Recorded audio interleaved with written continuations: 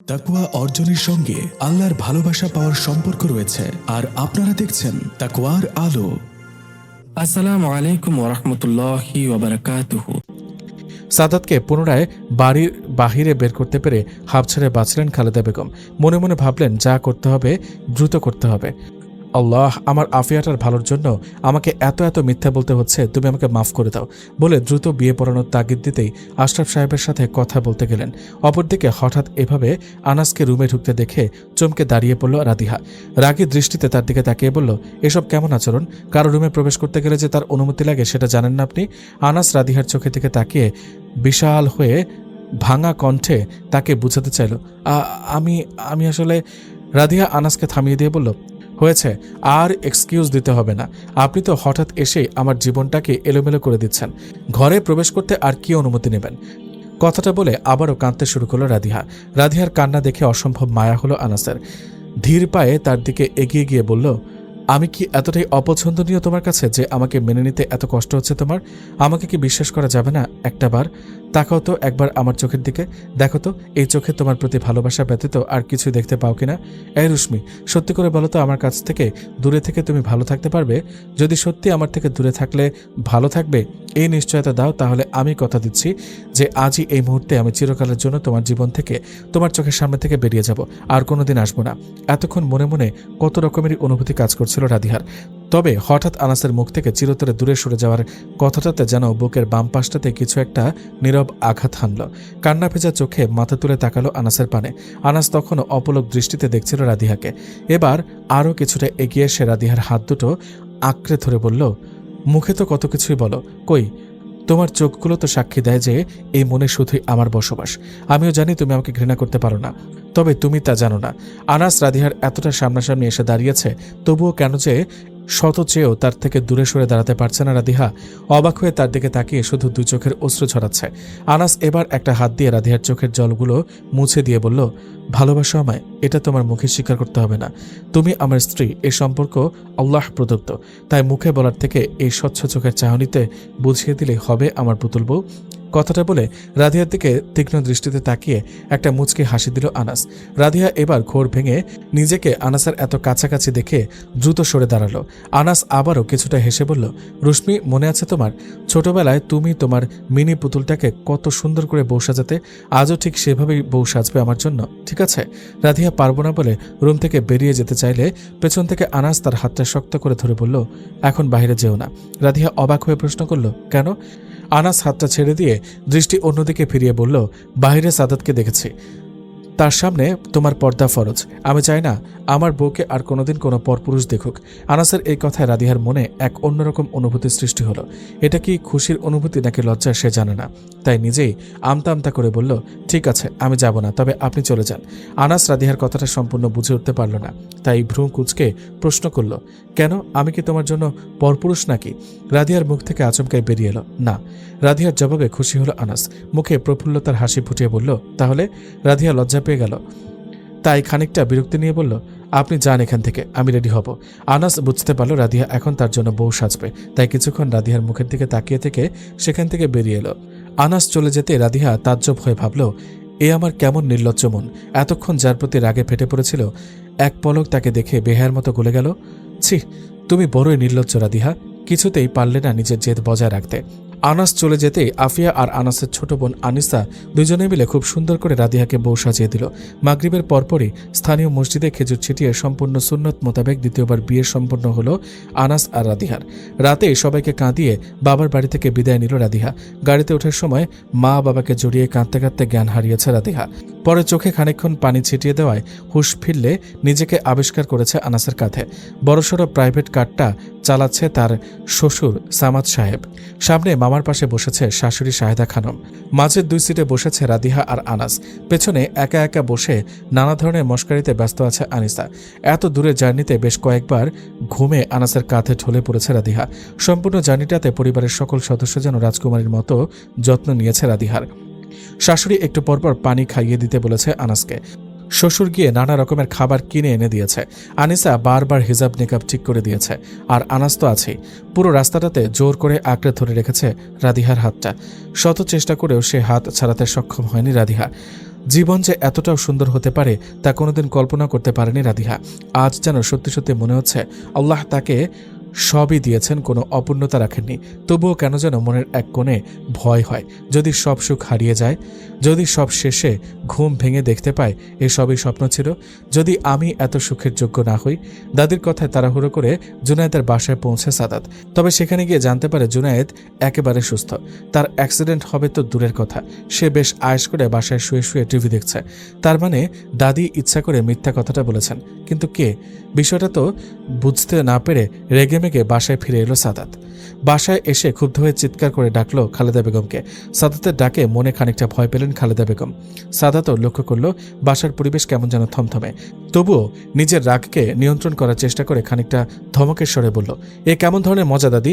তোমাকে কে ফোন করে বলেছিল যে জুনায়েদের অ্যাক্সিডেন্ট হয়েছে? জানো তোমার এমন মস্কারিতে আমাকে কতটা মাইল পথ জার্নি করতে হয়েছে? তারপর নিজেকে শান্ত করে বলল, আর বাড়িঘর এমন মরা বাড়ির মতো হয়ে আছে কেন? বাসার সবাই কোথায়? খালেদা বেগম ভয়ে ভয়ে জবাব দিল, সবাই বাড়িতেই, তবে একজন ছাড়া। সাদাত খানিকটা অবাক হয়ে প্রশ্ন করল, একজন ছাড়া মানে কে সে? খালেদা বেগম আমতা আমতা করে বললেন, রাধিহা। দাদির মুখ থেকে এ সময় রাধিহার নামটা শুনে বুকের মাঝে ধপ করে উঠল সাদাতের। চমকে গিয়ে বলল, কেন, কি হয়েছে রাধিহার? ও কোথায় গেছে? ওর শরীর ঠিক আছে তো? পাশের রুম থেকে নিজের রুমের দিকে যাচ্ছিল আফিয়া। হঠাৎ খালেদা বেগমকে সাদাতের সাথে কথা বলতে দেখে থমকে দাঁড়ালো। সাদাতের এতগুলো প্রশ্নের জবাবে খালেদা বেগম শুধু বললেন, রাধিহার আজ আনাসের সাথে বিয়ে হয়ে গেছে সাদাত।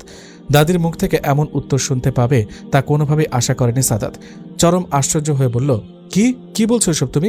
মাথা ঠিক আছে তোমার? হ্যাঁ, আমার মাথা ঠিকই আছে। আজ সন্ধ্যাবেলায় আনাসের সাথে মসজিদে বিয়ে হয়েছে রাধিহার, আর সে এখন শ্বশুর বাড়ির দিকে রওনা করেছে।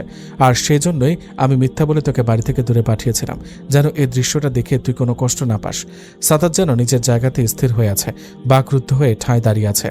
খালেদা বেগম নাতির অবস্থা বুঝতে পেরে তাকে বোঝাতে বলল, দেখ সাদাত, ওই মেয়ে শুরু থেকে আনাসেরই বউ, তোর উচিত ওকে ভুলে যাওয়া। দাদুভাই, আমি তোর ভালো চাই বলেই এমনটা করেছি, বোঝার চেষ্টা কর। এই অবধি বলতেই সাদাত ঝড়ের বেগে ওই ঘর থেকে বেরিয়ে নিজের রুমে চলে এলো। সাদাতের এমন রিয়াকশনে আফিয়াও ভয় কুকড়ে উঠল। খেপে এসে বলল, কি করেছো তুমি নানু?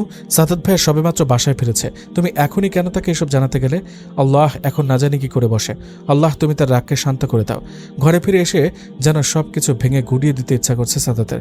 সব যেন মাথার উপর দিয়ে যাচ্ছে, হৃদয়টা যেন ভেঙে চুরমার হয়ে যাচ্ছে। কিছু মুহূর্ত আগ অবধিও রাধিয়াকে পাওয়ার একটা মিথ্যা আশা নিয়ে বেঁচেছে সাদাত। তবে যাকে নিয়ে এত জল্পনা কল্পনা সাজিয়ে নিজের মনের রাজ্যে, সেই কোনোদিন তা জানলই না, আর কোনোদিন হয়তো জানবেও না। এখন সত্যি সাদাতের মনে হচ্ছে মানুষ তো কত কিছু আশা করে, কত কিছু প্ল্যান করে, তবে দিন শেষে গিয়ে সেটাই হয় যেটা তকদিরে লেখা থাকে। কি অদ্ভুত বিষয় এই তকদিরের! যদি সবকিছুর উপর তকদিরের লেখনী বিজয়ী হবে, তাহলে হে আল্লাহ, আপনি তাকে কেন মনে রাখবেন যাকে আপনি তাকদিরে রাখেন না? কথাগুলো ভাবতে ভাবতে টেবিলে রাখা ঔষধের বক্স থেকে ঘুমের ট্যাবলেটের পাতাটা বের করে সেখান থেকে একসাথে অনেকগুলো ট্যাবলেট একেবারে খেয়ে নেয় সাদাত। মনে মনে ভাবে, এসব এখন কিছু ভুলে থাকতে হলে ঘুমাতে হবে আমাকে। না চাইতেও যেন রাধিহার চেহারাটা বারবার ভেসে উঠছিল সাদাতের চোখের সামনে। দুঃখে কষ্টে আজ একজন পুরুষ হয়েও চোখ দিয়ে অশ্রু প্রবাহিত হচ্ছে সাদাতের। মনে মনে ভাবছে, ভুল আমিই করেছি, অবশ্যই ভুলটা আমারই ছিল। কেন আমি তোকে ভালোবাসতে গেলাম? কেন তোকে ভালো না বাসলে আজ আমার এতটা পড়তে হতো না। তখনই মোবাইলের স্ক্রিনে টুং করে একটা নোটিফিকেশন ভেসে উঠল। সাদাত সেদিকে ভ্রুক্ষেপ না করে বালিশের উপর সোজা হয়ে শুয়ে পড়ল। এরপর মুহূর্তেই একসাথে আরও 4-5টা মেসেজ ভেসে উঠল। এবার কৌতূহলে ফোনটা হাতে নিয়ে দেখল সেদিনের সেই লোকটা মেসেজ পাঠাচ্ছে। সাদাত চরম বিরক্ত হয়ে ফোনটা সাইলেন্ট করে রেখে দিতে যাবে, তখনই ফোনের স্ক্রিনে একটা মেসেজ ভেসে উঠল। শুনুন, আমি জানি না আপনি আমার সম্পর্কে কি ভাবছেন, তবে আর যাই হোক, আমি কিন্তু প্রেম করার জন্য মেসেজ দিচ্ছি না আপনাকে। এবার অনেকটা বিরক্ত হয়ে রিপ্লাই দিল সাদাত। তাহলে সেদিন থেকে খামোখা কেন আমাকে মেসেজ করে যাচ্ছেন বলেন তো? আপনার উদ্দেশ্য কি? আর আপনিই বা কে? আর মেয়ে নাকি ছেলে সেটাও তো জানি না, তাহলে প্রেম না করতে চাওয়ার প্রশ্নই বা আসছে কেন বুঝলাম না। অপর পাশ থেকে রিপ্লাই এলো, কেন এখন তো বুঝতে পারছেন আমি ছেলে না মেয়ে? সাদাত শান্ত ভঙ্গিতে জবাব দিল, আপনি মেয়ে। তবে কেন আমার পেছনে পড়ে আছেন? ব্লক করে দিলেও নতুন আইডি দিয়ে নক দেন। বলুন তো আপনার উদ্দেশ্যটা কি? আর কি আপনি প্রোফাইলে নাম দিয়েছেন অন সাইট লাভার, এটাতে আপনার পরিচয় বুঝে যাচ্ছে না। আপনি কি আমার পরিচিত কেউ? প্রথমত রিপ্লাই দেন না, আর যখন দেন তখন একসাথে এতগুলো প্রশ্ন করেন, তখন যে কোনটা রেখে কোনটার উত্তর দিব বুঝতে পারি না। আচ্ছা, আপনি কে সেটাই আগে বলুন। বহুত প্যারা আছি, আপনি নতুন করে আর কোনো প্যারা দিয়েন না তো।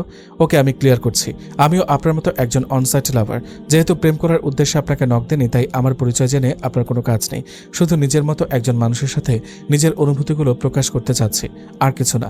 আমার মনে হয় না আমার মেসেজে রিপ্লাই দিলে আপনার তেমন কোনো ক্ষতির আশঙ্কা আছে, তাই শুধু একে অপরের দুঃখগুলো শেয়ার করার জন্য হলেও রিপ্লাই দেওয়াই যেতে পারে, তাই না? সাদাত এবার শোয়া থেকে কিছুটা উঠে বসে রিপ্লাই দিল, এই দাঁড়ান দাঁড়ান, আগে এটা বলুন যে আমি অনসাইট লাভার সেটা আপনি জানলেন কিভাবে? আর বলছেন আমার সাথে আপনার দুঃখ প্রকাশ করতে চান কেন? আপনার কি পরিবার পরিজন নেই, কাছের কেউ নেই? তাদের সাথে গিয়ে মনের দুঃখ প্রকাশ করুন। আমার মতো অপরিচিত মানুষের কাছে কি চান? অপর পাশ থেকে জবাব এলো, না, দুঃখী মানুষদের আশেপাশে শতজনের আনাগোনা থাকলেও তাদের জীবনে দুঃখ প্রকাশ করার মতো কেউ থাকে না।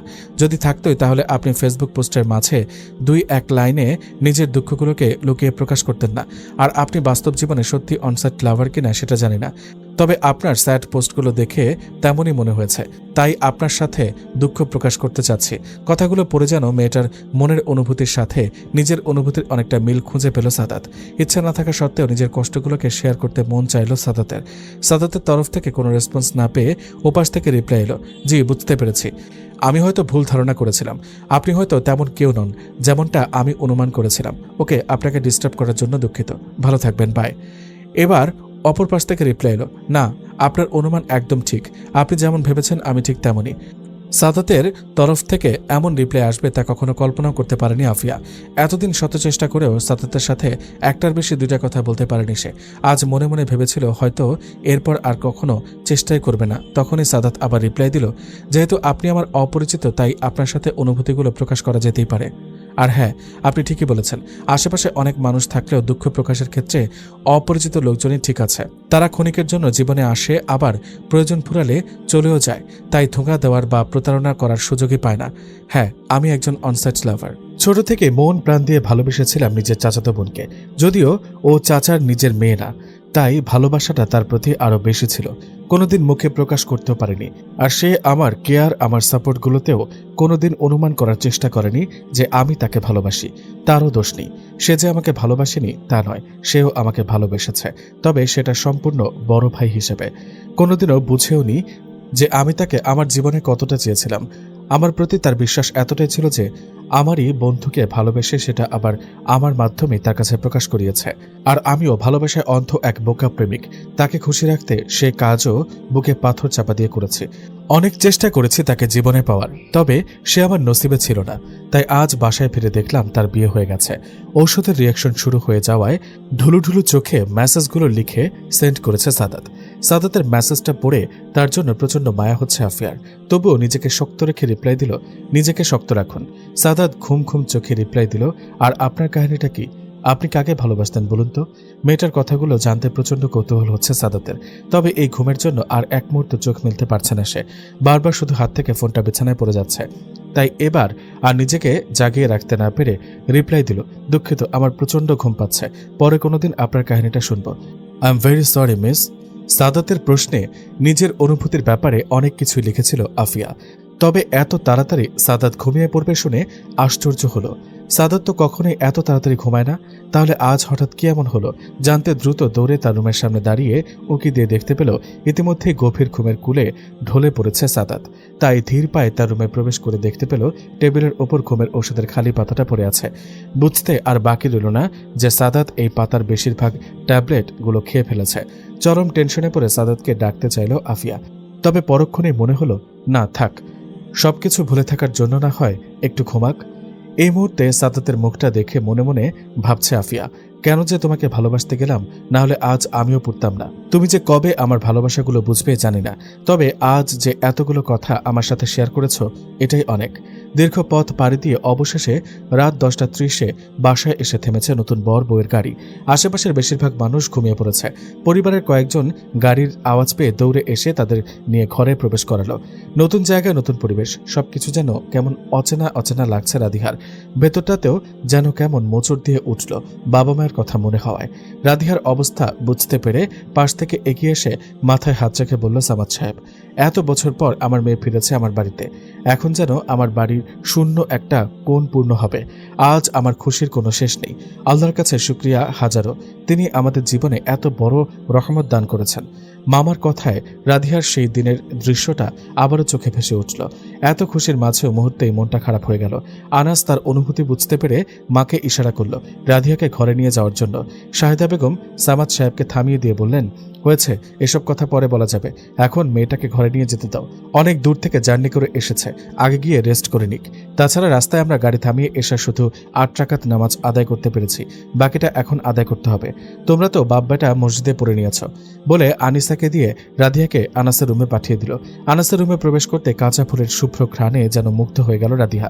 পুরো ঘরটা কাঁচা ফুলে অসম্ভব সুন্দর করে সাজানো, পুরো খাট জুড়ে ফুলের ছড়াছড়ি। তখনই মাথায় এলো, ওহ, আজ তো বিয়ের রাত, ফুলসজ্জার রাত। কথাটা ভাবতে লজ্জায় লাল হয়ে গেল রাধিয়ার মুখটা। আনিসা পাশ থেকে ডেকে বলল, আচ্ছা, তুমি তো আমার ফুফাতো বোন, কি সুন্দর তোমার চেহারা। ইস, যদি ছোট থেকে তোমাকে কাছে পেতাম তাহলে তোমার কাছ থেকে আমিও কিছু ফ্যাশন টিপস নিতে পারতাম। ও, যা বলছিলাম, তো তোমাকে আবু বলে ডাকবো নাকি ভাবি? রাধিয়া আনিসার কথায় শান্ত ভঙ্গিতে জবাব দিল, তুমি এমনিতেই খুব সুন্দর, মাশাআল্লাহ, ফ্যাশন টিপসের প্রয়োজন নেই। আর আমাকে তোমার যা খুশি ডাকতে পারো, কোনো সমস্যা নেই। ওহ ভাবি, কি যে সুইট তুমি। শোনো, তোমাকে আমি বরং ভাবি আপু দুইটাই ডাকি, তাহলে উভয় ফায়দা হাসিল করতে পারবো। আনিসার কথায় অবাক হয়ে জিজ্ঞেস করলো রাধিয়া, মানে? না থাক, সেটা তুমি বুঝবে না। আচ্ছা আসো, তোমাকে ভাইয়ার রুমের ওয়াশরুমটা দেখিয়ে দিই। ফ্রেশ হয়ে অজু করে নামাজ পড়ে নাও, আর এর আগে বোরকা হিজাব সব খুলে ফেলো। আমাদের বাড়িতে ভাইয়া আর বাবা বাদে কোনো পুরুষ মানুষ নেই, তাই পর্দা নিয়ে কোনো টেনশন নেই। রাধিয়া আনিসার মুখের দিকে তাকিয়ে নরম করে একটা হাসি দিয়ে বলল, বুঝতে পেরেছি। তারপর ওয়াশরুমে গিয়ে শাড়ি গয়না খুলে ফ্রেশ হয়ে অজু করে নিল। আনিসা জায়নামাজ এনে দিয়ে নিজেও নামাজ কমপ্লিট করতে চলে গেল। রাধিয়া জায়নামাজ পেতে নামাজে দাঁড়িয়ে গেল। বেশ অনেকক্ষণ সময় নিয়ে নামাজটা শেষ করলো। নামাজ শেষে 2 হাত তুলে অঝরে কাঁদতে থাকলো সে। তখন আনাস ঘরের দরজা খুলে ঘরে প্রবেশ করতে চেয়েও রাধিয়াকে দোয়ায় কাঁদতে দেখে আবার বেরিয়ে এলো। ধীর পায়ে বাসার ছাদে চলে এলো। রাধিয়ার নামাজ শেষ হলে আনিসা এসে পুনরায় তাকে জোর করে নতুন একটা গাঢ় খয়েরি রঙের সুন্দর ভারী কাজের একটি শাড়ি পরিয়ে সুন্দর করে সাজিয়ে দিল। রাধিয়া প্রথমে দ্বিমত করেছিল এত রাতে আবার কেন সাজতে হবে এই ভেবে। তবে আনিসা নাছরবান্দা, কি বলছো, সাজবে না মানে? তোমার আজ বিয়ের রাত, নতুন বউ তুমি, ভাইয়ার তোমাকে দেখে বউ বউ ফিল পেতে হবে না? বেচারার 5,000 টাকা অগ্রিম দিতে হয়েছে এই ঘরে প্রবেশ করার জন্য। আমি কি আর এতই খারাপ মানুষ নাকি যে বিনা পরিশ্রমে এতগুলো টাকা নিয়ে নিব? তাই তোমাকে সুন্দর করে সাজিয়ে দিয়ে ঋণ পরিশোধ করছি, এই আর কি। আনিসার কথায় মুচকে হাসল রাধিয়া। আনিসা মাথা ঘুরে পড়ে যাওয়ার রিয়াকশন দিয়ে বলল, হায় আল্লাহ, ভাবি তুমি আজ ভুলেও হেসো না। এত সুন্দর লাগছে যে ভাইয়া দেখলে হার্ট অ্যাটাক করবে। তখনই শাহিদা বেগম আর সেদিনের সেই আন্টিটা হাতে অনেক মিষ্টি, পিঠা, ফলমূল আর দুধ নিয়ে ঘরে প্রবেশ করলো। আন্টিটা আজও রাধিয়াকে দেখে ফুপিয়ে কেঁদে উঠল। পাশে বসে তার গালে হাত রেখে বলল, আহা আমার মা, কি যে সুন্দর লাগছে তোমাকে, যেন চোখ সরানো যাচ্ছে না। আজও মহিলাটাকে দেখে প্রচন্ড মায়া হচ্ছে রাধিয়ার। মনে মনে ভাবছে, উনি কে, কেন উনি আমাকে দেখলে এভাবে কাঁদেন, নাকি সবার প্রতি ওনার মায়া বেশি? রাধিয়ার ভাবান্তর চেহারা দেখে শাহেদা খানম ইশারা দিয়ে আকলিমাকে নিয়ে চলে গেলেন। আকলিমা যাওয়ার সময়ও বারবার পেছনে ফিরে মায়া ভরা দৃষ্টিতে তাকাচ্ছিলেন রাধিয়ার দিকে। মনে মনে ভাবছিলেন, আহারে আমার কলিজা, যদি একটাবার তোকে বলতে পারতাম যে তুই আমার নারী ছেড়ে ধন, তবে ভয় হয় যদি পরে আর তোকে দেখতে না পাই। আনাস আসার সময় হয়েছে, তাই আনিসা রাধিয়াকে খাটের মাঝে বসিয়ে লম্বা একটা ঘোমটা টেনে দিয়ে সেখান থেকে চলে গেল। রাধিয়া চিন্তিত হয়ে বসে বসে নানা কথা ভাবছে, কিভাবে স্বাভাবিক হবে আনাসের সাথে। আনাস কি তাকে বুঝবে? এসব 7-5 ভাবনার মাঝে সুস্পষ্ট কণ্ঠে সালাম ভেসে এলো কানে। অজানা এক অনুভূতিতে রাধিয়ার শরীর ভয়ে শীতল হয়ে উঠল। আনাস ধীর পায়ে এসে রাধিয়ার পাশে বসল। আস্তে করে তার মুখের ওপর থেকে লম্বা ঘোমটাটা সরিয়ে অপলক দৃষ্টিতে তার দিকে তাকিয়ে থেকে বলল, তুমি আমার ব্যক্তিগত চাঁদ, তাই এবার থেকে যতবার তোমার মুখ দেখব আমার জীবনে ততবার ঈদ উদযাপন হবে। রাধিয়া লজ্জায় চোখ তুলে তাকাতে পারছে না আনাসের দিকে। আনাস রাধিয়ার থুতনি উঁচু করে ধরে বলল, দেখতে দাও তোমার তীরের মতো ধারালো চোখগুলো। আজ থেকে তো প্রতি মুহূর্তেই এগুলোকে অস্ত্র হিসেবে ব্যবহার করবে আমাকে ঘায়েল করতে। তারপর কপালে হাত রেখে বরকতের জন্য বিয়ের রাতে সে দোয়াটা পড়ে নিল। তারপর কতক্ষণ এক দৃষ্টিতে রাধিয়ার দিকে তাকিয়ে রইল। রাধিয়া লজ্জায় মাথা তুলে তাকাতে পারছে না। আজ তাকে অসম্ভব সুন্দর আর মায়াবী লাগছে। তবে শাড়ি পরে খানিকটা অস্বস্তি ফিল করছে রাধিয়া। আনাসও তার লক্ষ্য করলো। তাই আনাস শান্ত কণ্ঠে বলল, যাও তো ওখানে ওয়ার্ড্রবের ড্রয়ারটার কাছে। হঠাৎ আনাসের এমন কথাতে খানিকটা চিন্তিত হয়ে উঠল রাধিয়া। অবাক হয়ে এবার তার দিকে তাকালো। আনাস পুনরায় বলল, যাও। রাধিয়া শান্ত ভঙ্গিতে আস্তে করে খাট থেকে নেমে ওয়ার্ড্রোবের সামনে গিয়ে দাঁড়ালো। আনাস রাধিয়ার সরলতায় খানিকটা হাসল। তারপর বলল, ড্রয়ারটা খুলো। রাধিয়া ড্রয়ারটা খুলে দেখতে পেল সেখানে অনেক সুন্দর সুন্দর কয়েকটা 3 পিস শাড়ি রাখা আছে। অবাক হয়ে পুনরায় আনাসের দিকে তাকালো। আনাস হাতের ঘড়িটা খুলে ড্রেসিং টেবিলের সামনে রাখতে রাখতে বলল, ওখান থেকে পছন্দ মতো একটা ড্রেস পরে নাও। এগুলো সব তোমারই। বাচ্চা মানুষ তো, এত ভারী শাড়ি সামলাতে কষ্ট হবে। আনাসের কথায় এবার মনে মনে খানিকটা বিরক্ত হলো রাধিয়া। নিজেকে উনি একেবারে বৃদ্ধ মনে করেন যেন। আমি নাকি বাচ্চা? জলজ্জান্ত 18 বছরের একটা মেয়েকে ওনার চোখে বাচ্চা বলে মনে হচ্ছে। তবে যাই হোক, শাড়িটা পরে থাকতে আমারও কষ্ট হচ্ছে। তাই নিজের পছন্দ মতো নীল রঙের একটা সুন্দর কারুকাজ করা জামা বের করে পরে এলো। আনাস বেলকনিতে দাঁড়িয়ে বাইরের ফুরফুরে বাতাস অনুভব করছিল। পেছনে ফিরে নীল ড্রেসে রাধিয়াকে দেখে মুগ্ধ হয়ে চোখ সরাতে যেন ভুলে গেল। রাধিয়া লজ্জায় নিজেকে নর্মাল করতে এদিকে সেদিকে তাকাচ্ছে। আনাস খানিকটা এগিয়ে এসে তার হাতটা ধরে তাকেও বেলকনিতে নিয়ে দাঁড় করালো। তারপর পকেট থেকে সুন্দর একজোড়া পায়ের নুপুর আর দুমুঠো কাঁচের রেশমি চুড়ি বের করে রাধিয়াকে পরিয়ে দিল। রাধিয়া এখনো মাথা নিচু করে দাঁড়িয়ে আছে দেখে আনাস আবারও তার মুখটা উঁচু করে ধরে বলল, কি হয়েছে পুতুল বউ? এত লজ্জা পাচ্ছ কেন? তাকাও একটু আমার দিকে। এই মুখটা একটু মন ভরে দেখতে দাও। রাধিয়া এবার সাহস করে আনাসের দিকে তাকালো। আনাসের ধারালো দৃষ্টি তাকে বারবার দুর্বল করে দিতে চাচ্ছে। মনের সমস্ত জড়তা কাটিয়ে বলেই উঠল রাধিয়া, আপনাকে আমি নিজের জন্যও চাইলাম, সেই আপনাকে আমি রবের জন্যও চাইলাম। তবে আপনি আমাকে তখনই চাইলেন যখন আমি আপনার আগে আমার রবকে চাইলাম। তবে কি আমার প্রতি আপনার ভালোবাসা জন্মানোর এই কঠিন ফয়সালাটাই ছিল রবের লেখা তকদির? আনাস দূরত্ব শেষ করে রাধিয়াকে টান দিয়ে নিজের কাছে টেনে এনে বলল, আমার নীল অপরাজিতা ফুল, তোমার সাথে আমার তকদির রবি ঠিক করে রেখেছিলেন। তাই তো তুমি দুনিয়াতে আছো কিনা সেটা না জেনেও আমার মন সবসময় তোমাকে স্মরণ করেছে। তুমি না জানলেও রব ঠিকই জানতো জীবনের কোনো এক পর্যায়ে এসে আমি আমার পুতুল বউটাকে দেখতে চাইব। তাই হয়তো পুনরায় তোমাকে আমার মুখোমুখি করেছিলেন। আর সেই তুমি আমাকে ভালোবেসেছিলে। তবে আপনি তো বাসেননি, কারণ আমি জানতাম না তুমি আমার স্ত্রী। তাই ইগনোর করেছিলেন। আর আপনার ইগনোরেই আমি আমার রবের পথ খুঁজে পেয়েছি। আপনি আমার সব সময়েরই সাথী। কথাগুলো না চাইতে যেন ফসফস করে মুখ থেকে বেরিয়ে এলো রাধিহার। লজ্জায় পুনরায় আনাসকে দেখে মাথা নিচু করে ফেলল রাধিহা। আনাস রাধিহার লজ্জা আবরিত চেহারা দেখে আরও মুগ্ধ হলো। তবে রাধিহা এবার নিজেকে আনাসের থেকে কিছুটা সরিয়ে নেওয়ার চেষ্টা করে বলল, ছাড়ুন আমাকে, ছাড়ুন। আনাস আরো শক্ত করে আঁকড়ে ধরল রাধিহাকে। আমি একটা কথা বলবো, একটু ছাড়ুন আমাকে। আনাস হালকা হেসে জবাব দিল, 100টা কথা বলো বউ, তবে দূরে যাওয়ার কি প্রয়োজন আছে? রাধিয়া আমতা আমতা করে বলল, আগে ছাড়ুন তারপর বলছি। আনাস এবার আস্তে করে ছেড়ে দিল রাধিয়াকে। রাধিয়া একটু সরে গিয়ে সোজা হয়ে দাঁড়িয়ে কাঁচুমাচু করে বলল, দেখুন যেহেতু হঠাৎ করে আমাদের বিয়েটা হয়ে গেছে, তাই এসব কিছু মানিয়ে নিতে আমার একটু সময় লাগবে। আনাস তীক্ষ্ণ দৃষ্টিতে গভীরভাবে রাধিয়াকে অবলোকন করে বলল, ও বুঝতে পেরেছি, তো কতদিন সময় লাগবে? রাধিয়া অবাক হয়ে প্রশ্ন করল, মানে? আনাস একটু এগিয়ে এসে বলল, কতদিন সময় চাও সেটা বলো। রাধিয়া আমতা আমতা করে কিছুটা পিছিয়ে গিয়ে বলল, এটা কেমন প্রশ্ন? স্বাভাবিক হতে আমার কতদিন সময় লাগবে এটা আমি অগ্রিম কিভাবে বলবো? না, সময়ের পরিমাণ বলতে হবে, না হয় দরখাস্ত মঞ্জুর করা হবে না। রাধিয়া আনাসের জবাবে হিমশিম খেয়ে উত্তর দিল, 1 থেকে 2 মাস তো অবশ্যই। আনাস হেসে বলল, 1 মাস? আচ্ছা ঠিক আছে, 1 মাসও একদিন শেষ হবে, কোনো সমস্যা নেই। রাধিহা আনাসের এই রহস্যজনক কথায় অবাক হয়ে প্রশ্ন করল, মানে? আনাস রাধিহার চুলে একটা ফুঁ দিয়ে বলল, ছোট মানুষ এত জটিল সূত্র বুঝবে না। 1 মাস পেরুক, আমি যত্ন করে বুঝিয়ে দেব। আনাসের কথার মানে বুঝতে পেরে বিড়বিড়িয়ে বলল রাধিহা। নির্লজ্জ বলে রুম থেকে ভেতরে চলে গেল। তারপর দুইজন মিলে জামায়াতে 2 রাকাত শুকরিয়া আদায়ের নামাজ পড়ে বিছানায় শুতে গেল। রাধিহা বালিশ নিয়ে সোফার দিকে যেতে নিলে আনাস সামনে এসে দাঁড়ালো। রাধিহা কপাল কুঁচকে প্রশ্ন করল, কি হলো? আমি যে বললাম আমার সময় লাগবে। হ্যাঁ, তুমি বলেছ সময় লাগবে, আলাদা বিছানা লাগবে তা তো বলনি। এ কেমন কথা? একই বিছানায় থাকলে এটা কেমন সময় দেয়া হলো? এবার আনাস রাধিহার হাত থেকে বালিশটা টান দিয়ে বিছানায় রেখে শান্ত স্বরে তাকে বুঝালো, শোনো বউ, আমি তোমার স্বামী, বোনের কোনো হিংস্র জানোয়ার নয়। আমি তো বলেছি তোমাকে ভালোবাসি, তো বিশ্বাস রাখো, এমন কিছু করব না যাতে তোমার কষ্ট হয়। আমার আচরণে যেদিন তোমার নিজ থেকে আমাকে আপন বলে মনে হবে সেদিন আমার সাথে নর্মাল হয়েও। তোমার যে কোনো সুবিধা অসুবিধা দেখার দায়িত্ব আমার, তাই যখন যা লাগবে শুধু আমাকে বলবে, ওকে? রাধিয়া আনাসের চোখ থেকে নিজের চোখকে কোনো রকমে সরিয়ে বিছানার কাছে গিয়ে দাঁড়িয়েছে। আনাস অপর পাশ দিয়ে গিয়ে বিছানায় শুয়ে পড়ল। রাধিয়া তখনও বালিশ হাতে নিয়ে খাটের পাশে দাঁড়িয়ে কাচুমাচু করে ভাবছে, হায় আল্লাহ, উনি তো দেখছি বাম পাশটাতে শুয়ে পড়েছেন। এখন আমি যদি ডান পাশে শুই তাহলে ডান কাত হয়ে শুতে গেলেই আমার মুখটা ওনার দিকে ফেরানো থাকবে। এভাবে আমি ঘুমাবো কি করে? কি করি এখন? বলবো কি ওনাকে একটু এপাশে এসে শুতে? বিষয়টা লক্ষ্য করে রাধিয়াকে উদ্দেশ্য করে বলল আনাস, কি হয়েছে কলবি? Any problem? কোনো সমস্যা হলে আমাকে বলো। রাধিয়া আমতা আমতা করে বলল, আসলে আমি ডান পাশে শুয়ে ঘুমাতে পারি না, আপনি কি একটু এপাশে এসে শুবেন? রাধিয়ার কথায় তার দিকে তীক্ষ্ণ দৃষ্টিতে তাকিয়ে কিছু একটা ভেবে বলল আনাস, দুঃখিত বউ, তুমি ওই পাশে শুলে আমি চাঁদের আলো মিস করে যাব। মানে?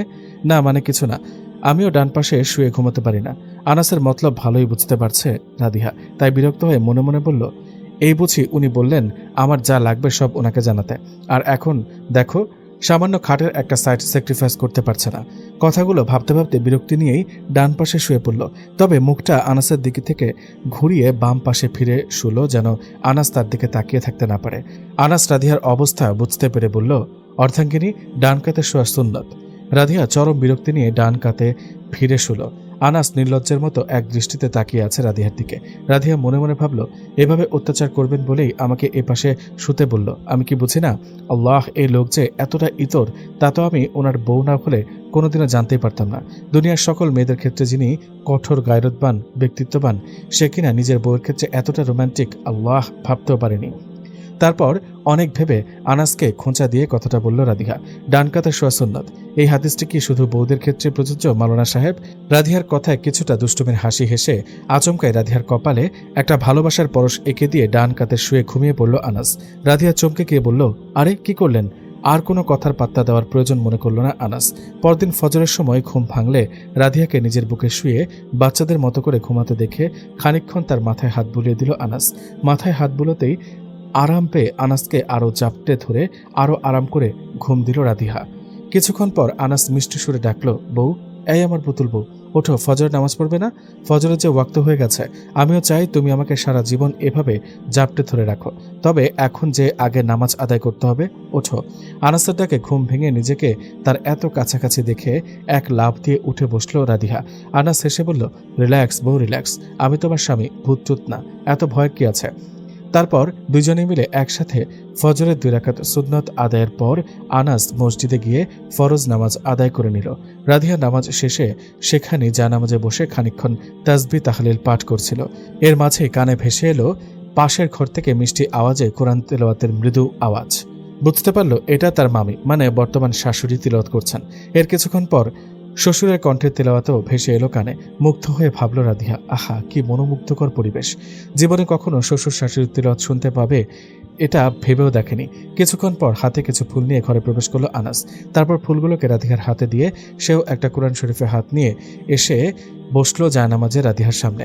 রাধিয়া আশ্চর্য হয়ে তাকিয়ে আছে আনাসের দিকে। আনাস ইশারায় রাধিয়ার কোলে মাথা রেখে তেলাওয়াত করার অনুমতি চাইল। রাধিয়া নিজের অজান্তেই মাথা নেড়ে অনুমতি দিল। আনাস প্রফুল্ল চিত্তে রাধিয়ার কোলে মাথা রেখে সাধারণভাবে অসাধারণ স্বরে তেলাওয়াত করতে শুরু করলো। তেলাওয়াতে মুগ্ধ হয়ে ভাবল, রাধিয়া আশ্চর্য, এর আগেও কত কারীদের তেলাওয়াত শুনলাম, তারা কত সুন্দর করে টেনে সুর করে পড়েন, তবে এই প্রথম কেউ একজনের সাধারণ তেলাওয়াতে যেন মনটা ভরে যাচ্ছে। এমন এক সুরে তেলাওয়াত করছে আনাস যা আর কাউকে করতে শোনেনি রাধিয়া। মনে হচ্ছে সুরটা তার নিজের আবিষ্কৃত। এমনই যারা রেগুলার কোরআন মাজিদ তেলাওয়াত করেন, তাদের তেলাওয়াতে নিজ থেকেই এমন এক সুর তৈরি হয় যা শুধুমাত্র তার নিজের মধ্যে মিলে, অন্য কারোর সাথে সেই সুরের তুলনা করা যায় না। এটাও হয়তো আল্লাহ তাআলার তরফ থেকে কোরআন তেলাওয়াতকারীর জন্য একটা রহমত। আমল ইবাদত শেষে ধীর পায়ে রান্নাঘরের দিকে এগিয়ে গেল রাধিয়া।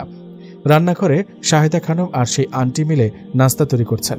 রাধিয়াকে দেখে শাহিদা খানম এগিয়ে এসে বললেন, ওমা, আমার মাও দেখছি উঠে এসেছে। রুশমি মা, কাল অনেক জার্নি করে এসেছিস, যা এখন তোকে এখানে শ্বশুরবাড়ির মতো ফর্মালিটি দেখিয়ে চলতে হবে না। যা গিয়ে একটা ঘুম দিয়ে পরে এসে নাস্তা কর মা। তোকেও তো আমি আমার আনিসারের মতোই যত্ন করে মানুষ করেছিলাম, তুইও আমার সন্তানের মতোই। নিজের সন্তানের ক্ষেত্রে মায়ের কোনো বাছবিচার থাকে না মা, তাই তোর যখন যা ইচ্ছা তাই করবি, কোনো বাধা নেই মা আমার। রাধিয়া শাহেদা খানমের কথায় খুব মুগ্ধ হলো, নরম কণ্ঠে আটকে আটকে বলল, আমি কি বলে রাখবো তোমাকে? শাহেদা খানম হেসে রাধিয়াকে জড়িয়ে ধরে বলল, মা, তুই যখন ছোট ছিলি তখন আনাসের সাথে মিলে খুব মিষ্টি করে আমাকে আম্মুনি বলে ডাকতি, এখনও এটাই ডাকিস মা।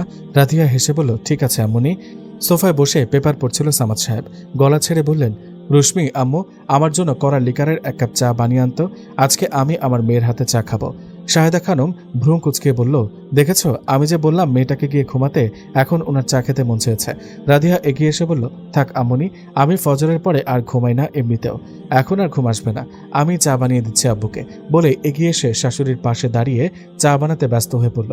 চা বানাতে বানাতে পাশে দাঁড়িয়ে থাকা আকলিমাকে উদ্দেশ্য করে বলল, আন্টি, আপনাকে না আমার খুব চেনা চেনা লাগে, সবসময় কেন যেন দেখেছি দেখেছি বলে মনে হয়। রাধিয়ার মুখ থেকে এমন কথায় বুকের মাঝে ধপ করে উঠে আকলিমার, ইচ্ছে করে একটানে মেয়েকে বুকে জড়িয়ে বলতে যে আমি তো জন্মদাত্রী মা, তাই তোর এত চেনা চেনা মনে হয়। তবে বললে যদি তাকে মেনে না নেয় রুশমি, যদি আর কোনোদিন মুখ নাও দেখতে চায়, তাই সাহস করে বলে না। শাহেদা খানম পাশ থেকে বলে, থাকে না অনেকের চেহারা মিল, হয়তো ওর মতোই কোথাও দেখেছিস আগে, তাই হয়তো চেনা চেনা লাগে। রাধিয়াও সায় দিয়ে বলে, হবে হয়তো। ওই দিন দুপুরে অনেক বড় করে আয়োজন করে সকল আত্মীয় স্বজনকে দাওয়াত করে আনাস রুশমির ওয়ালিমার অনুষ্ঠান পালন করে সামাদ সাহেব। অনুষ্ঠানে আশরাফ সাহেব, লতিফা বেগম সহ পরিবারের সকল সদস্যরা উপস্থিত থাকে, শুধু সাদাত বাদে। অনেক জোরাজুরি করার পরেও তাকে রাজি করতে পারেনি কেউ। সেদিন রাধিয়াকে সাথে নিয়ে আসতে চাইলে সামাদ সাহেব বাধা দিয়ে বলেন, কিছুদিন পর আনাস নিয়ে যাবে তাকে, তাই সেদিন রাধিয়াকে ছাড়াই বাড়িতে ফিরে আসেন। আগের রাতের ঘুমের ঔষধের প্রভাব কাটাতে প্রায় সারাদিন লাগে সাদাতের। এরই মাঝে সেই অচেনা আইডি থেকে অনেকগুলো মেসেজ আসে, তবে ঘুমের ঘোরে থাকায় তা দেখেনি সাদাত। সারাদিন বেঘরে ঘুমিয়ে বিকেলে উঠে ফ্রেশ হয়ে ফোন হাতে নিয়ে এতগুলো মেসেজ দেখে রিপ্লাই দেয় সাদাত, আচ্ছা আবারও বলুন তো, আপনি আমার পরিচিত কেউ নয় তো? অপর পাশ থেকে রিপ্লাই আসে, পরিচিত কার মতো বলে মনে হচ্ছে আপনার? এনা কালকে বললেন আপনার দুঃখ শেয়ার করার মতো কেউ নেই, তাহলে পরিচিতদের মাঝে কে এমন আছে যে এভাবে মেসেজে আপনার খোঁজ নেবে? মেসেজটা পড়ে কিছুক্ষণ চুপ থেকে কিছু কথা ভাবলো সাদাত, তারপর রিপ্লাই দিল, বুঝতে পেরেছি। আচ্ছা, কাল তো আপনার ওয়ান সাইড লাভের গল্প শোনা হলো না, এখন বলুন কাহিনীটা আসলে কি? এবার অপর পাশ থেকে রিপ্লাইয়ের আশায় বসে আছে সাদাত। বেশ অনেকক্ষণ পর রিপ্লাই এলো, আমার অবস্থা আপনার মতোই, তবে একটু ভিন্ন। আমিও আমার এক কাজিনকে ছোট থেকে ভালোবাসতাম, তবে কখনো সাহস করে বলতে পারিনি। তবে যখন বলতে চেয়েছি তখন জানতে পারি আমার আগেই তার মনে অন্য একজন জায়গা করে নিয়েছে। কথাটা শুনে চরম আশ্চর্যের অন্তিম সীমায় পৌঁছে গেল সাদাত। কেন যেন বুকের ভেতরটা হঠাৎ দপদপ করতে শুরু করলো। কিছু একটা মেসেজ লিখেও বারবার মুছে ফেলল। খুব ইচ্ছে করছে একটা প্রশ্ন করেই ফেলতে, তবুও যেন কি একটা ভেবে ওই মেসেজটা মুছে রিপ্লাই দিল, অন্য কাউকে ভালোবাসে এটা জানতে পেরে কি পরে আর নিজের অনুভূতির কথা জানাননি তাকে? হ্যাঁ, তবুও জানিয়েছিলাম, তবে সে রিজেক্ট করেছে। অনেক চেষ্টা করেছি তাকে কতটা ভালোবাসি তা বোঝানোর, তবে সে তা বুঝতে চায়নি। আসলে সে যদি আমার অনুভূতিগুলো বুঝতো তাহলে তার আমি ওয়ান সাইড লাভার হতাম না, তাই না? জীবনটা হয়তো এমনই, এখানে আমরা যা চাই তা পাই না। সাদাত আবারও নিশ্চুপ হয়ে ভেবে রিপ্লাই দিল, আচ্ছা আপনার সেই কাজিন যাকে ভালোবাসতো সে কি তাকে পেয়েছিল? অপর পাশ থেকে রিপ্লাই এলো, হয়তো না, তবে তার ভাগ্য আমার থেকে ভালো, কেননা সে যাকে ভালোবাসে তাকে না পেলেও সে জানে এই দুনিয়াতে এমন কেউ একজন আছে যে তাকে সব জেনেও অসম্ভব ভালোবেসেছিল। তার কাছে সুখী হওয়ার অপশন আছে, কেননা কথায় আছে তুমি তাকে বিয়ে করো যে তোমাকে ভালোবাসে, তাকে নয় যাকে তুমি ভালোবাসো। সাদাত এবার তার ধারণা অনেকটা ক্লিয়ার হলো, তাই শান্ত ভঙ্গিতে রিপ্লাই দিল, আচ্ছা আপনার কি মনে হয় তার কি উচিত হবে নিজের এতদিনের অনুভূতিগুলোকে এক নিমিষে মুছে ফেলে নতুন করে আপনাকে মনে জায়গা দেওয়া? সাদাতের প্রশ্নে খানিকটা ঘাবড়ে জবাব দিল আফিয়া, আমি এই প্রশ্নে কি জবাব দেব? সেটা তো সেই ভালো জানে যে কাকে তার প্রায়োরিটি বেশি দেওয়া উচিত। সে যদি চায় যে অন্যের ভালোবাসাকে প্রত্যাখ্যান করে নিজের একতরফা ভালোবাসা নিয়ে বেঁচে থাকতে, তাহলে আমার তরফ থেকে বক্তব্য হলো অন্যকে কষ্ট দিয়ে কখনো নিজের সুখে থাকা যায় না। সাদাত অবাক হয়ে রিপ্লাই দিল, তাহলে আপনি বলছেন তার উচিত নিজের অনুভূতির দিকে কোনো ধরনের ভ্রুক্ষেপ না করে আপনার অনুভূতিগুলোকে গুরুত্ব দেওয়া, সেটা তার একান্ত ইচ্ছা। সাদাত রিপ্লাই দিল, আচ্ছা একটা প্রশ্ন করব? জি বলেন। আপনি হলে কি করতেন? আফিয়া হেসে জবাব দিল, অবশ্যই আমার নিজের ফিলিংসের মূল্য আছে, তবে যেহেতু এটা সারা জীবনের ব্যাপার তাই আমি হলে আগে যে আমাকে পাগলের মতো ভালোবাসে তাকে প্রায়োরিটি দিতাম। ও বুঝতে পেরেছি। সাদাতের এমন সংক্ষিপ্ত জবাবে খানিকটা চিন্তিত হয়ে প্রশ্ন করল আফিয়া, আচ্ছা আপনি হলে কি করতেন? সাদাত রিপ্লাই দিল, জানি না কি করতাম, বলতে পারবো না। সেদিনের পর থেকে আফিয়ার যখন ইচ্ছা হতো তখনই সাদাতকে মেসেজ দিত, তবে সাদাত 2 দিন 1 দিন পর পর ইচ্ছে হলে 2-1টা রিপ্লাই দিত। তবে আফিয়ার মতে সাদাত খুনাক্ষরেও টের পাচ্ছে না যে এই অজানা মেয়েটা আফিয়া, তাই হয়তো সে রিপ্লাই দিচ্ছে। আফিয়া হলে তো ভুলেও দিত না। আজও রাতের বেলা নিজের কৌতূহল মোতাবেক সাদাতকে প্রশ্ন করল, আচ্ছা আপনাকে একটা কথা জিজ্ঞেস করি? রিপ্লাই এলো, জি।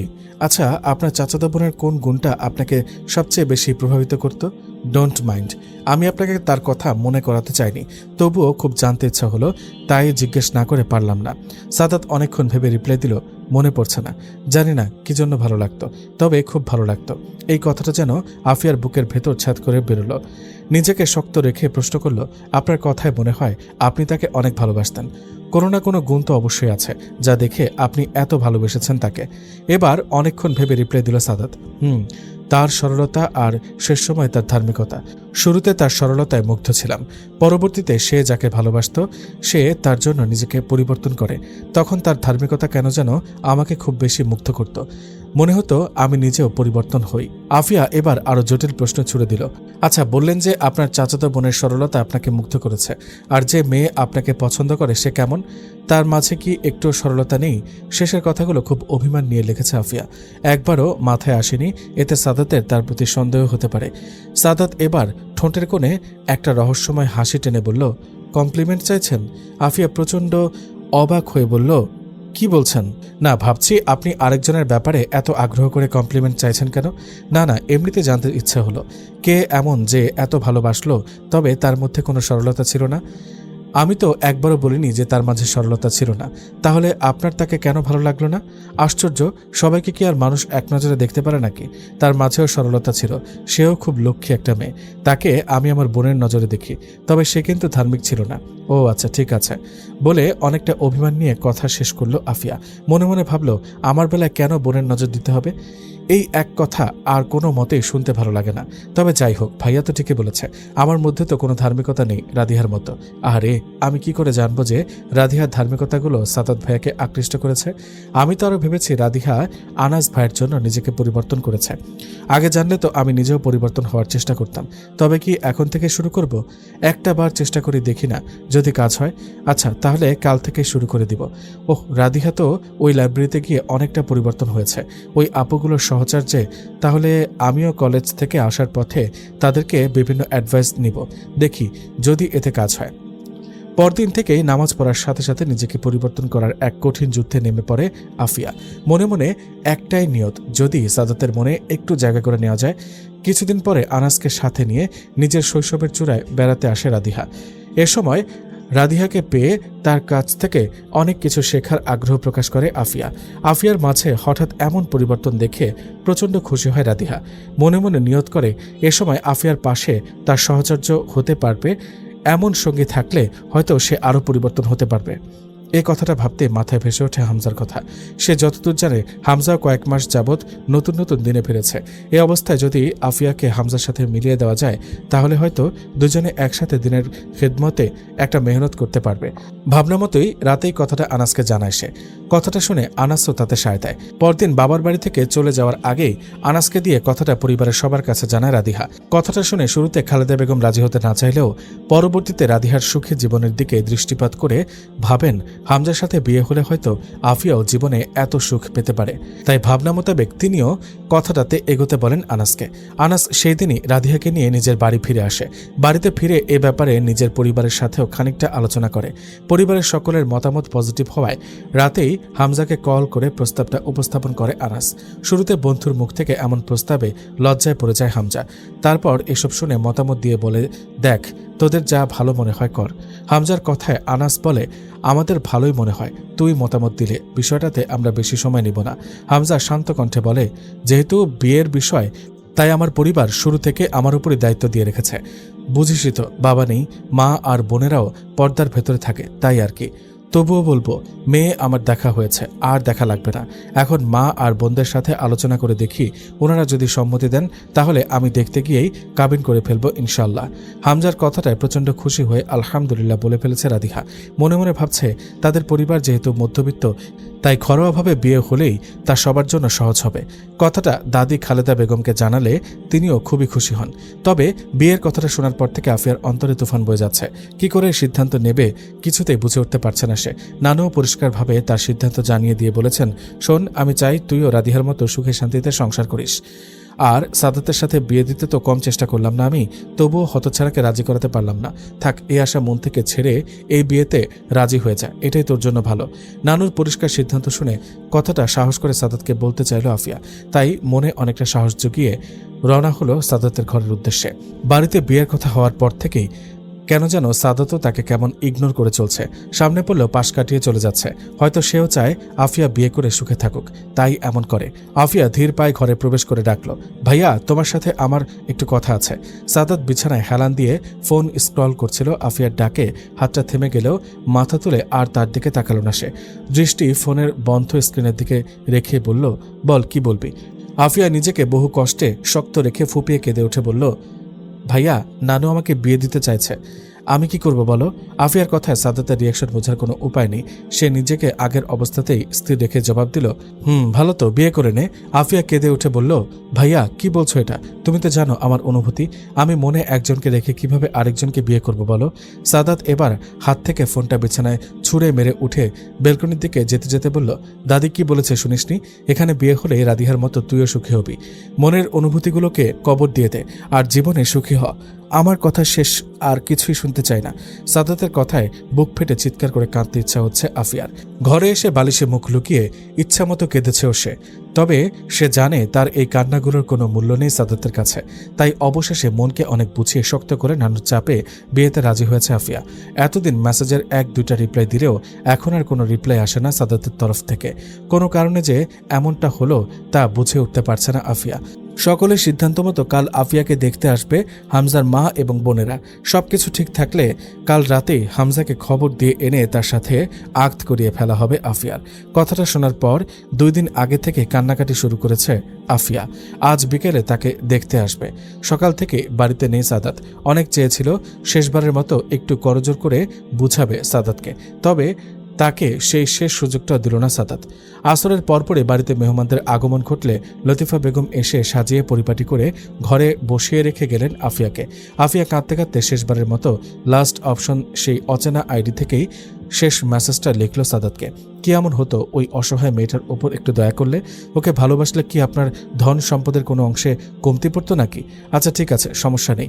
সবারই নিজস্ব একটা মর্জি আছে, তেমন আপনারও আছে। আপনি যা ভালো মনে করেছেন করেছেন। ভালো থাকবেন সব সময়ের জন্য। বিদায়। কথাটা লিখে অঝরে কাঁদল আফিয়া। সত্যি ভাগ্য কতটা নির্মম, এত করে চাওয়ার পরেও পাওয়া হলো না। কিছুক্ষণ পরে হামজার মা আর বোনেরা এসে দেখল আফিয়াকে। এক দেখাতে আফিয়াকে তাদের খুব পছন্দ হয়ে গেল। যদিও পূর্বেই তাকে দেখে পছন্দ হয়েছিল লাইব্রেরিতে, তাই সিদ্ধান্ত অনুযায়ী মাগরিবের নামাজের পর বিয়ে পড়ানোর সময় ধার্য করা হয়। সবাই মিলে শাড়ি গয়না পরিয়ে প্রস্তুত করে দিল আফিয়াকে। আফিয়াও ভেজা চোখে নিজের অনুভূতিগুলোকে বিলীন করে দিচ্ছে চোখের পানিগুলোর সাথে। মনেও আর কোনো আশা নেই এরপর থেকে জীবনে কোনোদিন সাদাতের মুখ তো দেখা দূরের কথা, তার নামটাও শুনবে না সে। এই সিদ্ধান্ত নিয়ে মনকে সান্ত্বনা দিচ্ছে আফিয়া। আস্তে আস্তে সময় গড়িয়ে মাগরিবের আজান দিল। এরপরও অনেকটা সময় গড়িয়ে যায়, তবে হামজার কোনো খোঁজ খবর নেই। হামজার আসতে লেট হওয়ায় তার মা আর তার বোনেরাও তাকে অনেকবার কল দেয়, তবে তার ফোন বন্ধ। আরও কয়েক ঘন্টা কেটে যাওয়ায় চিন্তিত হয়ে তারাও বাসায় ফিরে যায়। তবে খালেদা বেগমের চিন্তার কোনো শেষ নেই। তিনি মাথায় হাত দিয়ে মাটিতে বসে পড়েন। কপাল চাপড়িয়ে কান্নায় ভেঙে পড়ে বলেন, হায় আল্লাহ, আমার এই নাতিটার কপালে কেন এত অধপতন? ও তো তোমার কাছে বেশি কিছু চায়নি, তাহলে কেন ওকে তুমি কিছুই দিলে না? আল্লাহ, আজ যে হওয়া বিয়েটা এভাবে ভেঙে গেল, এখন আমি মেয়েটাকে কোথায় বিয়ে দেব? লোকে বলবে মেয়ের হয়তো কোনো সমস্যা আছে, না হয় এমন করে কেন বিয়ে ভেঙে গেল? খালেদা বেগমের এই কান্নার মাঝে বাসায় ফিরল সাদাত। এসে শান্ত পায়ে ঘরে প্রবেশ করে ডাকল, দাদি, কেঁদো না, আফিয়ার বিয়ে আজই হবে। খালেদা বেগম আশ্চর্য হয়ে প্রশ্ন করল, মানে তাহলে কি হামজা এসেছে? ও কি বিয়ে করবে বলেছে? সাদাত শান্ত ভঙ্গিতে জবাব দিল, না, হামজা আসেনি। সাদাত বিয়ে করবে আফিয়াকে। তাড়াতাড়ি গিয়ে ওকে রেডি করো। এই মুহূর্তে হঠাৎ এমনভাবে সাদাতের বিয়েতে রাজি হওয়ায় যেন আশ্চর্য হয়ে হার্ট অ্যাটাক করার উপক্রম খালেদা বেগমের। অবাক হয়ে বললেন, কি কি বললি তুই? হ্যাঁ দাদি, যা শুনেছ সেটাই বলে ঘর থেকে বেরিয়ে এলো সাদাত। খালেদা বেগম দৌড়ে গেলেন আফিয়ার কাছে। নানুকে এভাবে দৌড়াতে দেখে বুকের ভেতর ধপ করে উঠল আফিয়ার। মনে মনে ভাবল হয়তো হামজা চলে এসেছে। মনটা পুনরায় থমকে গেল তার। খালেদা বেগম নিজেকে কন্ট্রোল করে বললেন, নানু ভাই, বর এসে গেছে, এবার তাড়াতাড়ি তৈরি হও বিয়ের জন্য। আফিয়া মনটা খারাপ করে বিয়ের জন্য রেডি হলো। কথাটা শুনে বাড়ির সবার মধ্যেও তুমুল উৎফুল্লতা কাজ করছে। কথাটা ফোন দিয়ে রাধিয়াকেও জানানো হলো। সে শুনেই এখানে আসার জন্য বায়না শুরু করলো। তবে আনাস তাকে বোঝায় এত রাতে না গিয়ে কাল সকাল সকাল নিয়ে যাবে। তবে কে শুনে কার কথা? বাচ্চাদের মতো কেঁদে কেটে একাকার করেছে রাধিহা। তবুও এত দূরের রাস্তা, তাই পরিবারের সকলের ইচ্ছেতে পরদিন সকালেই যাওয়ার ডেট ফাইনাল হলো। লতিফা বেগম আর সাদাতের মা আসমা বেগম মিলে আফিয়াকে রেডি করে ড্রয়িং রুমে নিয়ে বসালো। আশরাফ সাহেব আর আলতাফ সাহেব তাদের কিছু আত্মীয় আর সাদাতকে সাথে নিয়ে মসজিদে গিয়ে বিয়ে সম্পন্ন করলেন। আফিয়ার তরফ থেকে তার বড় মামা আশরাফ সাহেব পাত্রীর অভিভাবক হিসেবে বিয়ে কবুল করেন। সেই তখন থেকে ঠাই সোফায় বসে আছে আফিয়া। কোথায় কোনো বরপক্ষের তো আসার খবরই নেই। তবে যে নানু বলল বিয়ে হবে রাতেই, টেনশন আর কিছু ভাবতে পারছে না আফিয়া। এতক্ষণ সাদাতকে নিয়ে ভাবলেও এখন চিন্তা বিয়ের পর কেমন হবে তার জীবন। হামজা কি তাকে নিজের করতে পারবে, নাকি তার মনে তখনও সাদাতই থেকে যাবে? হায় আল্লাহ, এত রিস্ক নিয়ে কি বিয়ে করা যায়? এত সব রিস্ক আর আজগুবি চিন্তার অবসান ঘটিয়ে দুই মামি মিলে তাকে নিয়ে বসিয়ে দিল সাদাতের ঘরে। আফিয়া চরম আশ্চর্য হয়ে জিজ্ঞেস করলো, আমাকে এখানে রেখে যাচ্ছ কেন মামি? দুজনেই হাসতে হাসতে গড়াগড়ি খেয়ে বলল, এখানেই বসো বউ, বিয়ের জন্য অন্য সকল রুমে লোক সমাগম, সাদাতের রুমটাই ফাঁকা, তাই এখানেই বসো। এদিকে 2 ঘন্টা কেটে যাওয়ার পরেও বরপক্ষের কোনো লোকজনের ছায়ারও দেখা মিলল না আফিয়ার। সেই তখন থেকে একা একা বসে আছে সাদাতের ঘরে। দুঃখে কষ্টে আরও বুকটা ফেটে যাচ্ছে তার। হা আল্লাহ, তকদিরে থাকলে হয়তো আমি আজ এই ঘরেই থাকতে পারতাম সাদাত ভাইয়ের বউ হয়ে। তবে দেখো, তাকদিরে নেই বলেই আমি আজ তার ঘরেই বসে আছি, তবে অন্য আরেকজনের অপেক্ষায়। কথাগুলো ভেবে দুমড়ে কেঁদে উঠল আফিয়া। মনে মনে ভাবল, এ কেমন আশ্চর্যজনক বিয়ে হচ্ছে তার। এ বিয়েতে না আছে বর আর না আছে বরপক্ষ। কিছুক্ষণ পরে গায়ের লোম কাটা দিয়ে উঠল আফিয়ার। তখন সাদাতকে দেখল এ ঘরে প্রবেশ করে দরজা লাগিয়ে দিয়েছে। চরম আশ্চর্য হয়ে উঠে দাঁড়িয়ে খানিকটা চিৎকারের স্বরে বলল, এ কি সাদাত ভাই, তুমি এখানে? আমি এ রুমে আছি, তুমি হয়তো দেখতে পাওনি। সাদাত নো রিয়াকশন দিয়ে আফিয়ার হাতটা ধরে একটানে বেলকনিতে নিয়ে দাঁড় করালো। আফিয়ার চরম আশ্চর্য হয়ে তার মুখের দিকে তাকিয়ে বলল, কি করছো কি তুমি ভাইয়া? কিসের ভাইয়া? হাত দেখেছিস? একদম বসাবো কানের চিপায়। এত কাহিনী করে এত কিছু ফেস করে বিয়ে করেছি কি ভাইয়া ডাক শোনার জন্য? আফিয়া আসমান থেকে পড়ার মতো রিয়াকশন দিয়ে বলল, কি বিয়ে করেছো মানে? সাদাত ভঙ্গিতে জবাব দিল, না তো, বিয়ে করব কেন? বিয়ে ছাড়াই আমাকে আপনার সাথে বাসর ঘরে পাঠিয়েছে আমার ওয়ান সাইড লাভার বউ। এবার যেন খানিকটা অজ্ঞান হওয়ার উপক্রম আফিয়ার। সামনে থাকা বেলকনিটাতে মাথা ঠেস দিয়ে দাঁড়িয়ে বলল, তো তুমি কি করে জানলে এসব? তুই কি আমাকে তোর মতো বোকা মনে করেছিলি নাকি? তুই কি ভেবেছিলি আমি তোকে না চিনেই তোর মেসেজে রিপ্লাই দিয়েছি এতদিন? আফিয়া নিম্নস্বরে বলল, তাহলে কিছু না, আমি প্রথম থেকে জানতাম যে সেটা তুই। তাহলে জেনেও কেন রিপ্লাই দিয়েছিলে? তুমি তো আমাকে ভালোবাসতে না। সাদাত এবার কিছুটা এগিয়ে এসে সামনাসামনি হয়ে দাঁড়িয়ে বলল, তুই কি ভালো না বেসে থাকতে দিয়েছিস আমায়? আমি প্রথম দিনই বুঝে গিয়েছিলাম ওইটা তুই, তাই আমার প্রতি তোর ভালোবাসার গভীরতা অনুভব করতে বিষয়টা প্রকাশ করিনি। নিজেকে শক্ত করে রাখতে রাখতে কখন যে তোর পাগলামিগুলোতে ডুবে গিয়েছিলাম বুঝতেই পারিনি। ভেবেছিলাম তোর কাছে হার মেনে নিব, তবে সেদিনই বাড়িতে এসে জানতে পারি তোর বিয়ের কথাবার্তা চলছে। তাই ভাবলাম হয়তো আমার কপালেই লেখা নেই কারোর ভালোবাসা।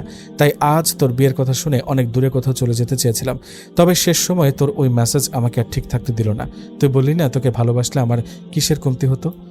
তখন মনে মনে রিয়েলাইজ করলাম তোকে ভালোবাসলে সত্যি আমার কোনো কিছুরই কমতে হবে না, বরং তখন সবকিছুই বেড়ে যেত। তাই তখনই আর সময় নষ্ট না করে ফোন দিলাম আনাস ভাইয়ের কাছে। তাকে সবকিছু খুলে বললাম। তারপর তিনি হামজা ভাইকে আসতে নিষেধ করলেন আর ফোন করে চাচা আর বাবার সাথেও কথা বলে তাদের রাজি করালেন। তারপর এত যুদ্ধের পর তোকে জয় করতে পারলাম। দেখলি তোকে নিজের করতে কত কষ্ট করলাম আমি। সাদাতের মুখ থেকে এসব কথা শুনে যেন অবিশ্বাস্য বলে মনে হচ্ছে আফিয়ার। অসহায়ের ভঙ্গিতে সাদাতের চোখের দিকে তাকিয়ে প্রশ্ন করল, এ সব কিছু সত্যি তো ভাইয়া, নাকি আমি স্বপ্ন দেখছি? সাদাত বিরক্ত হয়ে বলল, আবার ভাইয়া? তাহলে আর বাচ্চার বাবা হওয়ার বন্দোবস্ত করে লাভ কি? বাচ্চার মামা হওয়াই ঠিক ছিল। আফিয়া অসহায়ের ভঙ্গিতে বলল, সরি, তাহলে কি ডাকবো বলো? আয় এদিকে আয়, শিখিয়ে দিচ্ছি কি ডাকতে হবে। আফিয়া সরল মনে এগিয়ে এসে দাঁড়ালো সাদাতের সামনে। সাদাত নিজের ভাষায় বুঝিয়ে দিল কি ডাকতে হবে তাকে। আফিয়া খানিকক্ষণ তাজ্জব হয়ে দাঁড়িয়ে থেকে এবার লজ্জায় মুখ লুকিয়ে ফেলল।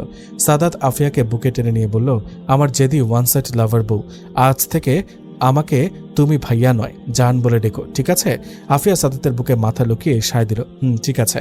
সাদাত আলতো কণ্ঠে প্রশ্ন করল, এতদিন কি খুব বেশি কষ্ট দিয়ে ফেলেছি তোমায় লক্ষ্মী বউ? আফিয়া অভিযোগের ভঙ্গিতে মাথা নেড়ে আহ্লাদি কণ্ঠে বলল, সাদাত আফিয়াকে আরো শক্ত করে আঁকড়ে ধরে বলল, আচ্ছা ঠিক আছে, আর কখনো কষ্ট দিব না। এতদিন যতটুকু ভালোবেসেছ সে সবটুকুর ঋণ পরিশোধ করব এখন থেকে প্রতিদিন। আফিয়া হা হয়ে বলল, মানে? সাদাত আফিয়াকে পাজাকোলা করে তুলে নিয়ে বলল, আর কোনো মানে নেই বউ। ছোটবেলার সাথীদের অনাকাঙ্ক্ষিতভাবে বিয়ে হচ্ছে বিষয়টা জানতে পেরেও বিয়েতে অ্যাটেন্ড করতে না পেরে মনের দুঃখে কাঁদতে কাঁদতে ঘুমিয়ে পড়েছে রাদিহা। তাই তাকে আর না ডেকে তার পাশেই খানিকটা দূরত্ব বজায় রেখে ঘুমিয়ে পড়েছে আনাস। হঠাৎ মাঝরাতে ঝুম বৃষ্টি শুরু হওয়ায় বিদ্যুৎ চমকানোর তীব্র আওয়াজে এক লাফে চিৎকার দিয়ে উঠে বসল রাদিহা। রাদিহার চিৎকারে ঘুম ভেঙে তাকে আগড়ে ধরল আনাস। রাদিহাও ভয়ে ঘাপটি মেরে মাথা গুজে রইল আনাসের প্রশস্ত বুকে। বাবার অ্যাক্সিডেন্টের পর থেকে আচমকাই জোরে কোনো আওয়াজ সহ্য করতে পারে না রাদিহা। ভয়ে তখনই হাত পা কাঁপতে শুরু করে তার।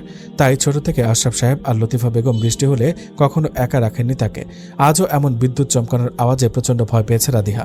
এক মুহূর্তের জন্য বাবার অ্যাক্সিডেন্টের সব স্মৃতি চোখে ভেসে ওঠায় আনাসকে শক্ত করে জড়িয়ে ধরে বলল, আমাকে রেখে যাবেন না, যাবেন না আমাকে রেখে। আনাস রাদিহাকে আরও নিজের সাথে মিশিয়ে নিয়ে বলল, কোথাও যাব না আমি তোমায় ছেড়ে, তুমি যেতে চাইলেও যাব না, কথা দিলাম। রাদিহাও বিড়বিড়ে বলল, আমিও কোথাও যাব না আপনাকে ছেড়ে, প্লিজ আমাকে আপনার কাছে রাখুন। আনাস রাদিহার এই শিশু সুলভ আবদারে তাকে নিজের আরও কাছে টেনে নিল। রবের সন্তুষ্টির উদ্দেশ্যে একে অপরকে আপন করে নিল দুজনেই। পরদিন সকাল সকাল রাদিহাকে নিয়ে শ্বশুরবাড়ির উদ্দেশ্যে রওনা হলো আনাস। গাড়ি চালাতে চালাতে রাদিহাকে উদ্দেশ্য করে বলল আনাস, জানো কাল কিভাবে সাদাত ভাই আর তোমার আফিয়া আপুর বিয়ে হয়েছে? রাদিহা অবাক হয়ে প্রশ্ন করল, না তো, কিভাবে বলুন। পরবর্তীতে আনাস সব খুলে বলায় জার্নির পুরো সময়টাতে আনন্দে আত্মহারা ছিল রাদিহা। বাড়িতে ফিরেও আফিয়াকে এই নতুন রূপে দেখে প্রচণ্ড খুশিতে তাকে জড়িয়ে ধরে বলল, যাক, আল্লাহ তোমাদের জন্য হয়তো কল্যাণের ফয়সালাই করেছেন। তবে সাদাত ভাইয়া যে তোমাকে পছন্দ করত এটা কিন্তু আমি কখনো বুঝতে পারিনি। এখন তুমি আর সাদাত ভাইয়া মিলে একসাথে দিনের খেদমতে নিজেদের কাজে লাগানোর চেষ্টা করবে, আর এক্ষেত্রে যতটুকু প্রয়োজন আমার অথবা ওনার হেল্প নিতে পারবে, কখনো কোনো বাধা নেই। রাদিয়াকে দেখে খুব খুশি হলেও মনের ভেতরে কোথাও যেন একটা আচমকা ভয় কাজ করছে আফিয়ার। মনে মনে ভাবছে, আজ এতদিন পর আবার বাড়িতে রাদিয়া এসেছে। সাদাত ভাইয়া যদি আবারও পরিবর্তন হয়ে যায়, যদি আবারও রাদিয়ার প্রতি দুর্বল হয়ে পড়ে, হে আল্লাহ, আমি আর কোনোভাবেই তার দূরত্ব সহ্য করতে পারবো না। রাদিয়া ডেকে বলল, কি হলো, কি এত ভাবছো আপু? রাদিয়ার ডাকে আফিয়ার হুঁশ ফিরল। না, কিছু না। আচ্ছা রাদিয়া, একটা প্রশ্ন করবো তোকে? হ্যাঁ। একটা কেন, অনেকগুলো করো। তুই কি আনাস ভাইয়াকে অনেক ভালোবাসিস? রাদিয়া কিছুটা লজ্জা পেয়ে বলল, অনেক।